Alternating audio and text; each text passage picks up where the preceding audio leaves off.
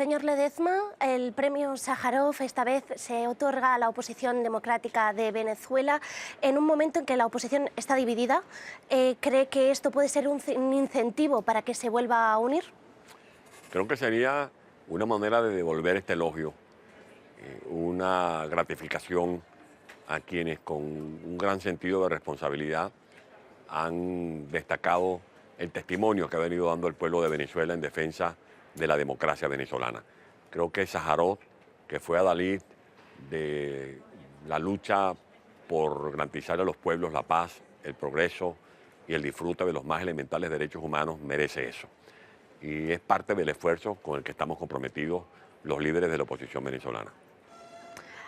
El domingo hubo elecciones a los alcaldes en Venezuela, pero la oposición no se presentó porque tenía dudas sobre las garantías democráticas. Aún así, el presidente Nicolás Maduro ha dicho que ha amenazado que posiblemente no se puedan presentar a las elecciones en 2018. ¿Qué esperan hacer? ¿Va a haber más protestas? ¿Están preocupados por estas amenazas? Por amenazas como esas que nosotros tenemos que fijar posiciones muy firmes, muy radicales, si se puede decir. Solamente un dictador es capaz de usar ese lenguaje como el que dio a conocer Nicolás Maduro para decidir ya por su cuenta quién participa y quién no participa en unas eventuales elecciones presidenciales. Lo del domingo fue otro fraude más. El evento del domingo, llamado elecciones municipales, fue un acto nulo, porque fue un evento convocado por una Asamblea Nacional Constituyente de origen ilegítimo. Bien debemos recordar que esas elecciones, entre comillas, se hicieron el pasado 30 de julio. La propia empresa Smartmatic, que fue la que manejó el sistema electoral, horas después denunció desde Londres que se habían trucado por lo menos 1 millón de votos. Entonces, ¿qué legitimidad puede tener ese parapeto fraguado en medio de cuartos oscuros?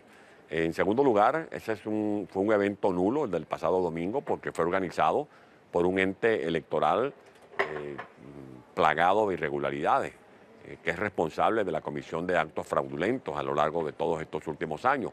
Pero además se hace esas elecciones mientras el pueblo de Venezuela está sitiado militarmente. Y lo quiero denunciar así, con propiedad. Los venezolanos necesitamos el apoyo de la comunidad internacional porque internamente nuestro pueblo está sitiado militarmente, está acogotado de amenazas, es violentado en sus derechos de pensamiento, en sus derechos de libertad de expresión, en sus derechos humanos desde el punto de vista de la alimentación por grupos armados, por grupos parapoliciales que tienen licencia para cometer todo tipo de desmanes simplemente por el hecho de ser parte de una falsa revolución. Usted ha dicho que los problemas que actualmente hay en Venezuela deben ser reconocidos por la comunidad internacional. ¿Considera que la Unión Europea está haciendo suficiente? Ha avanzado, pero puede seguir profundizando esas sanciones.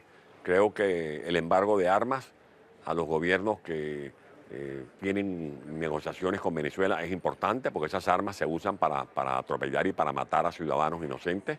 Pero creo que, por ejemplo, pudieran homologarse las sanciones que han aplicado en Canadá, que han aplicado en los Estados Unidos, sanciones individuales para personajes del régimen que están relacionados con el narcotráfico, tomando en cuenta, como lo ha dicho la oficina de Viena, que el 60% de la droga que ingresa, de la cocaína que ingresa a Europa, proviene del territorio venezolano. Eso es un factor perturbador de la paz y de la salud de los europeos. En Venezuela también hay personas coludidas con la corrupción. A Venezuela le han robado en los últimos años más de 600.000 millones de dólares. Esos dineros están depositados en paraísos fiscales y por lo tanto los responsables de esos escandalosos hechos de corrupción deben ser sancionados. Como también deben ser sancionados, como lo han hecho los Estados Unidos y Canadá, personas que son responsables de la comisión de crímenes de lesa humanidad. Crímenes que han sido ya probados en expedientes por el Grupo de Trabajo de Derechos Humanos de la ONU, que han sido también probados en expedientes por una investigación que ha adelantado la Organización de Estados Americanos en Washington, por el Grupo de Defensa de los Derechos Humanos, que también se pone al servicio de cualquier gobernante o parlamentario de Europa que quiera tener en sus manos esos documentos. ¿Considera que en esa lista de sanciones debería estar Nicolás Maduro? Desde luego, porque él es el jefe de todas estas bandas que llevan adelante todo este tipo de crímenes.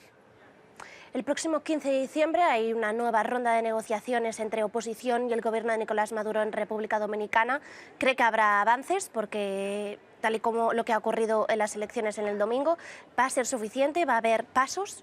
Hasta la fecha, ese diálogo ha sido una treta gubernamental que le ha servido al régimen para ganar tiempo, para generar intrigas en el seno de la oposición, para descalificar a algunos factores internacionales que han apoyado la causa venezolana. Eso no ha sido un diálogo, eso ha sido una parodia de diálogo. Yo no soy enemigo de los diálogos, pero en este caso lo que se está haciendo es desprestigiar un patrimonio de la humanidad como son los diálogos, porque son diálogos falsos, son diálogos donde el gobierno sale con todo lo que se coloca sobre la mesa y la oposición sale con las manos vacías. Entonces, si está decepcionado con el diálogo, ¿cuál es su opinión sobre la mediación de José Luis Rodríguez Zapatero? Que no ha sido afortunada. ¿Por qué? Porque se le ha visto terciar a favor del gobierno, lamentablemente. Y más que un mediador, ha sido un facilitador del que se ha aprovechado el régimen. Pero ¿considera que su papel entonces, si no es el adecuado, usted pediría, por ejemplo, o la oposición pediría otro mediador? Creo que es hora de que o haya una compensación, si hay un mediador que favorece al gobierno, como el caso del señor Zapatero, que haya un mediador que por lo menos haga valer los derechos de quienes estamos en la oposición. Digo esto con mucha pena. Yo no quiero ofender a nadie, ni quiero herir a nadie, pero desde que el señor Zapatero comenzó a jugar este papel dentro de esa mesa de diálogo, cuando él comenzó el año pasado, había en Venezuela 72 presos políticos. Este año llegamos a tener 609 presos políticos. Han liberado algunos, ahora hay 300 y tantos. Cuando llegó el señor Zapatero, estábamos promoviendo el referéndum revocatorio, nos quitaron el referéndum revocatorio, prometieron abrir un canal humanitario, no han abierto el canal humanitario, hay gente que muere hoy de hambre, que muere hoy porque no hay medicina. Cuando llegó el señor Zapatero, la gente tenía el derecho a manifestar, el gobierno asesinó este año a 130 personas. Dígame usted si eso no merece una recriminación del mundo. En Túnez murió un ciudadano que se quemó y ese tunecino provocó la primavera árabe, una sola víctima. En Venezuela han muerto miles de personas. Estamos hablando de más de 350.000 seres humanos que mueren a manos de Lampa, que mueren asesinados en un atraco, que mueren en un hospital porque no hay medicamentos, que mueren tendidos en una cama porque tienen síntomas severos de desnutrición, porque no consumen calorías, no consumen proteínas. En un país inmensamente rico la gente muere de hambre.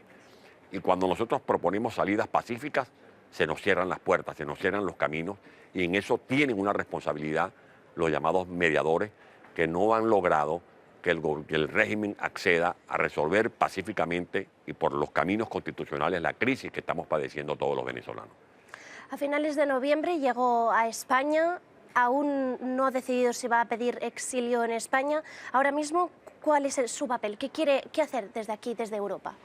Lo que estoy haciendo con usted, conversando con la mayor franqueza sobre la tragedia que padecen los venezolanos, pidiendo apoyo de la comunidad internacional, como lo estoy haciendo hoy aquí en Estrasburgo, lo hice la semana pasada en reuniones en Madrid, lo hice en Barcelona, lo hice en Washington, lo hice en Miami, y voy a recorrer Centroamérica, Suramérica, a donde sea necesario ir para hacer escuchar la voz de los presos políticos, de los refugiados, de los desterrados, de la gente que sufre, que padece, pero que no pierde la ilusión de regresar a Venezuela, de la gente que dentro de Venezuela sigue luchando, sigue en pie de lucha, buscando un nuevo futuro. Un futuro donde titilan las ilusiones que no vamos a perder, porque en medio de las dificultades hay razones para tener esperanza.